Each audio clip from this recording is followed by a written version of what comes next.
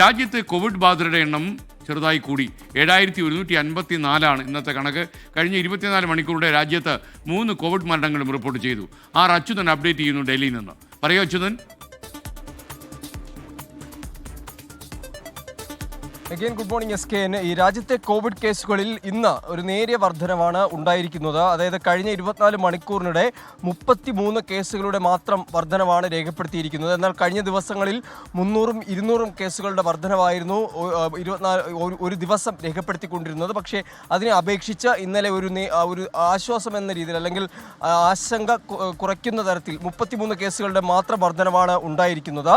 കഴിഞ്ഞ 24 മണിക്കൂറിടെ രാജ്യത്ത് 3 കോവിഡ് മരണങ്ങളും റിപ്പോർട്ട് ചെയ്തിട്ടുണ്ട്. മഹാരാഷ്ട്രയിൽ 2 മരണവും മധ്യപ്രദേശിൽ 1 മരണവുമാണ് റിപ്പോർട്ട് ചെയ്തിരിക്കുന്നത്. കേരളത്തിൽ ഇന്നലത്തതിനെ അപേക്ഷിച്ച് കേസുകളുടെ എണ്ണത്തിൽ ഒരു കുറവ്, ആക്റ്റീവ് കേസുകളുടെ എണ്ണത്തിൽ ഒരു കുറവ് കാണാൻ സാധിക്കുന്നുണ്ട്. 2165 ആക്റ്റീവ് കേസുകളായി കുറഞ്ഞിട്ടുണ്ട് എന്നതാണ് ഇതിലൊരു ആശ്വാസമായി കാണാൻ കഴിയുന്നത്. ഒപ്പം തന്നെ ഈ ഒറ്റ ദിവസം കൊണ്ട് കൂടുതൽ കേസ് റിപ്പോർട്ട് ചെയ്തിരിക്കുന്നത് ഗുജറാത്തിൽ തന്നെയാണ്. കഴിഞ്ഞ ദിവസങ്ങളിലായി ഗുജറാത്തിൽ തന്നെയാണ് ഈ കേസുകളുടെ വർധനവ് കൂടുതലായി രേഖപ്പെടുത്തുന്നത്. പക്ഷേ അവിടെ 58 കേസുകളുടെ വർധനവാണ് ഈ ഒറ്റ ദിവസം കൊണ്ട് ഉണ്ടായിരിക്കുന്നത്. കേരളവും ഗുജറാത്തുമാണ് കേസുകളുടെ എണ്ണത്തിൽ, ആക്റ്റീവ് കേസുകളുടെ എണ്ണത്തിൽ മുന്നിൽ നിൽക്കുന്നത്.